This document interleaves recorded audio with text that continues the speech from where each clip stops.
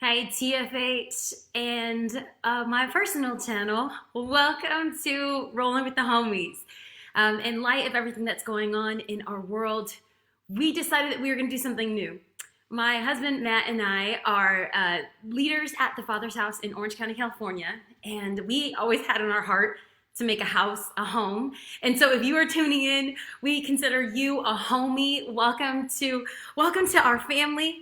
And as people are tuning in, hey, we want to remind you, let us know, hey, Monica, Allegra, Caitlin, as you guys are tuning in from all over, this is what we're inviting you guys to do. Let us know where you're tuning in from. And if you have questions, we have someone online that's going to be gathering questions. Some of y'all submitted questions from either Instagram or Facebook, and even YouTube. And so we're excited to address some of these. And we are going to be making Rolling with the Homies a weekly thing on Tuesdays and Thursdays. We are very excited because next week we have Christine Kane that's going to do a Rolling with the Homies episode with us, and we are super excited about that. Hey Shaylee, glad that you're here. Laura Ray, glad that you guys are here. As most of us know, and as people begin to trickle in, as most of us know, our nation is wrecked right now with fear and anxiety. Fear and anxiety are these two twin words and emotions that can have people remain rattled. And what we want to do is we preached at church on Sunday. We want to be unshaken in the midst of craziness. So let's take a temperature on what's going on in our community.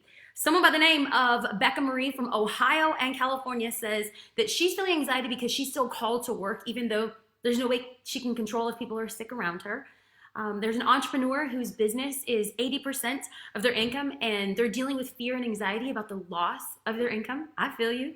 Skylar from Texas is asking how to promote peace in her workplace when people are anxious. These are all amazing questions. If you submitted questions, thank you so much. But here's the thing, we are different people from different places with different perspectives and different emotions. And so what I want to do is, again, recognize that there's people from all over that are tuning in, and we might be feeling different things. I don't want to say something or put something on you that maybe you don't feel. At the same time, if you do feel heavy and burdened, this is the easy part of what we're going to do here. I want to give 7 easy things, 7 easy ways that we can overcome fear and anxiety. If you know me, I am a biblical word nerd, so numbers are important. And any Bible scholars out there, the reason I chose 7 is because the biblical implication of it. So leave a comment, let me know what the number 7 means in biblical numerology. All the word nerds are like, I'm so excited. We're glad that you're here. We're glad that you're tuning in. If you're just joining us, leave a note of where you're tuning in from. And also, if you have any questions, let us know. We'll address it in one of the upcoming episodes of Rolling with the Homies. So if you are joining us, again, these are 7 easy tips for us to hold on to when the world feels overwhelming. If you're taking notes, number 1 is focus on what you can do and let go of what you can't do. Focus on what you can do and let go of what you can't do. When you are feeling anxious or you're feeling a sense of fear, what can you do in those moments? So I'm going to take this very practical and I'm going to take it spiritual. Yes, the practical component is if you are feeling fear or anxiety around getting sick, hey, there's some basic things that we can do. We can wash our hands, avoid contact with hands in our mouth, follow CDC protocol, avoid large gatherings. Yeah, that's what we can do. But there's also this spiritual component that I want us not to forget. When fear and anxiety wash over us like a big tidal wave, what we can do is journal. What we can do is worship. What we can do is pray or listen to a podcast. We can email TFHOC, and not only do we have a dedicated strategic team of people who are there to pray over you, but to remind you that you're not alone. You're actually going to get a response because there's people that want to let our community know you are not alone in this season. And this is the important part, the flip side. So if you can control it, let's control it. But if you can't, surrender it. If you can't control it, surrender it. Surrender to who? The easy phrase is surrender to God, but what does that mean? Like if you ever hear like super religious people say like, oh, surrender to God, what does that mean? It literally means giving it back to the one who can control it. I can journal, I can pray, I can meditate, I can put on worship music. There's a spiritual component of what we can and what we can't do, but we serve a God who can, a God who is able. So we surrender that to God, knowing that He is able to meet our needs. Number 2, how do we overcome fear and anxiety? Name the feeling. If you know me, you know that I am big on taking an emotional temperature, whether it's team or staff or people from church. I put my hand on my chest and I said, what am I feeling? So you might be able to do that right now, right where you are. What is the emotion that I'm feeling? If you name the emotion, you're able then to respond to it.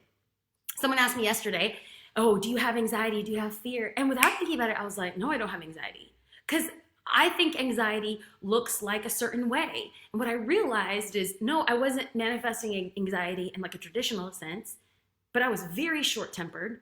I was very irritable. I was very angry. And what I realized in taking an emotional temperature is that my fear and anxiety manifested itself in anger. So I'm publicly apologizing to my husband, Matthew Ray Olthoff, for being and having to live with Angry Bird yesterday. Here's one thing that we do. When we know our emotion and we name our emotion, then we can choose to respond to that emotion. We are now responsible to own that emotion and respond differently. And guess what? When you give yourself permission to experience the emotion, it reduces the intensity of that emotion. And psychological research proves that not only does it lessen the emotion, it lessens the intensity of anxiety as well. So again, if you are just tuning in, 7 ways to overcome anxiety and depression. If there is something, a question that you have, leave it in the comment box. If you're just joining in, let us know where you're tuning in from. But number 3, I love this one. It's my favorite. It's breathe. Literally, you can drop fear and anxiety by breathing 10 long, deep breaths. So this is what we're going to do. We are going to practice that right now, okay? So this is what I want us to do. I want us to breathe in for 4 seconds and breathe out for 4 seconds. Breathe in, hold it, and slowly breathe out. Do you know what you did in just 1 deep breath? You lowered your fear and you lowered your anxiety. This is psychological research. And do you know that scholars suggest that the Hebrew name of God, Yahweh, was based on the fact that it was like you were breathing. Yahweh, Yahweh. Isn't that fascinating? So every time that you breathe, you're actually praying out a prayer. Now, you're sitting here thinking, like, I've never heard of like breathing. What does this mean? Hey, Google breathing techniques, begin to employ stretching.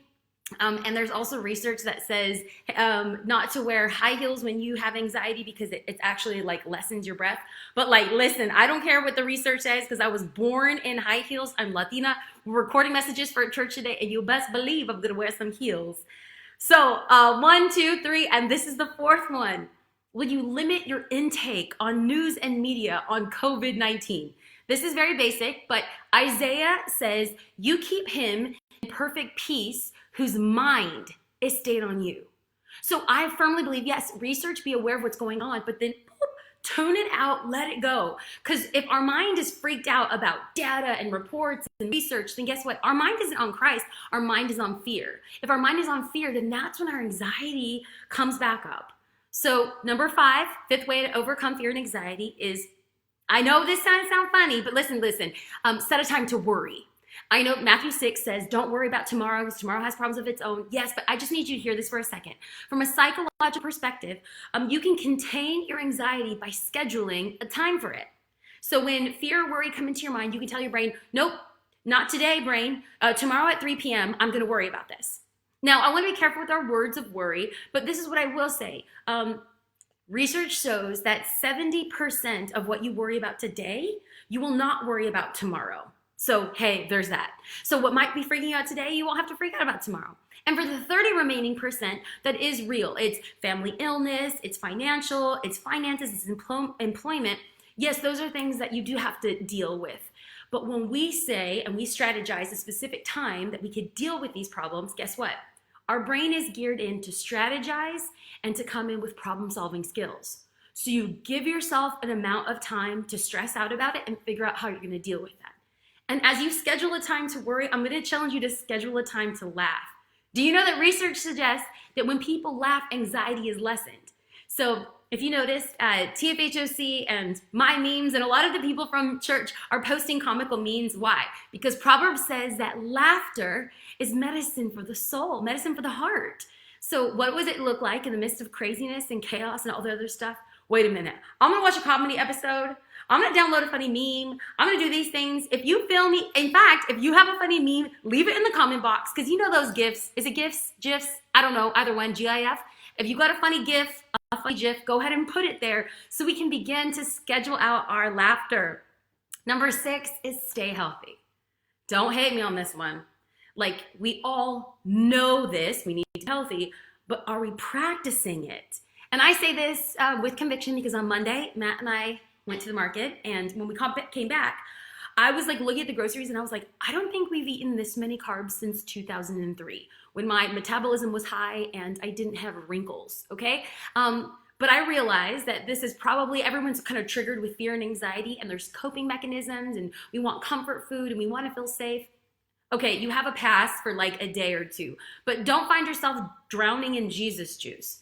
Because what psychological research shows is that if we are healthy, our anxiety lessens. What you put in is what you get out. So in addition to eating less sugar and eating more veggies and drinking water, rest helps us remain healthy. So I know right now, if you're anything like the state of California, we're on full quarantine. So we're home all day. And you might think like, oh, watching 10 hours of Netflix's Love is Blind is resting for my body. It's actually not. Side note, I watched all the episodes of Love is Blind. I like binged it weeks ago. Get on my level, y'all. Finale, what? I saw it already. But here's the thing. If you like lay down and watch TV, you're actually not giving your body rest. So it's super important that you might feel like I'm just laying down and I'm lounging. It's important to sleep. Keep your mind mentally clear. Exercise, even if you're at home, download a workout. There's so many things that are being offered right now and free. YouTube has tons of workouts, but be mentally sharp and be mentally clear, and it lessens anxiety and fear.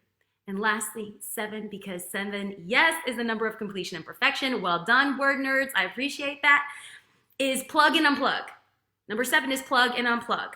So plug is use technology to connect with others. One of the questions that came in is, I'm feeling super isolated because I recently broke up and now I'm quarantined and all alone. One thing that we want to communicate to our community in this season is that you are not alone. You might feel alone, but you are not alone. And if you don't have any friends or family, will you email us, tfhoc.org, and we have a prayer team that wants to pray with you in this season and respond back to you. We care about you. We care about your story. We care about what you're doing.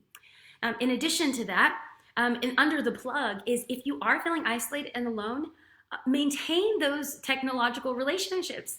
FaceTime friends, call a neighbor, check in on them. What does it look like to group text message somebody?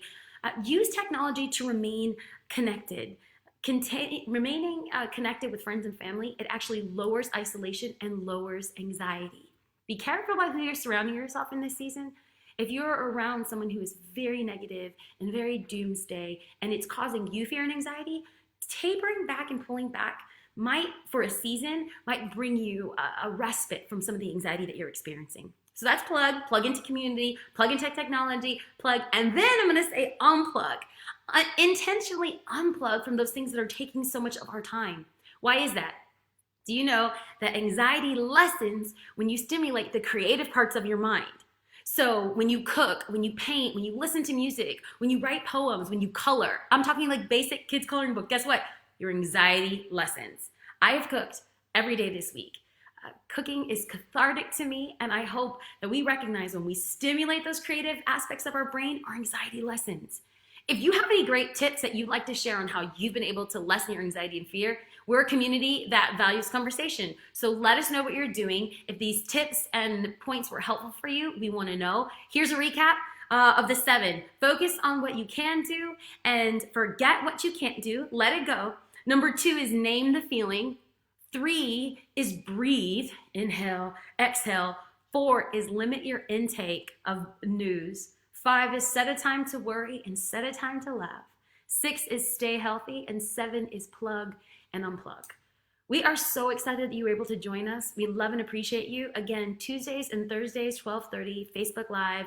We are going to be coming in and giving messages of inspiration, hope, biblical content, and connection and community through the digital spaces. We love and appreciate you, and we are praying God's protection over each and every one of you. Mwah. Hopefully see you when this whole thing is over.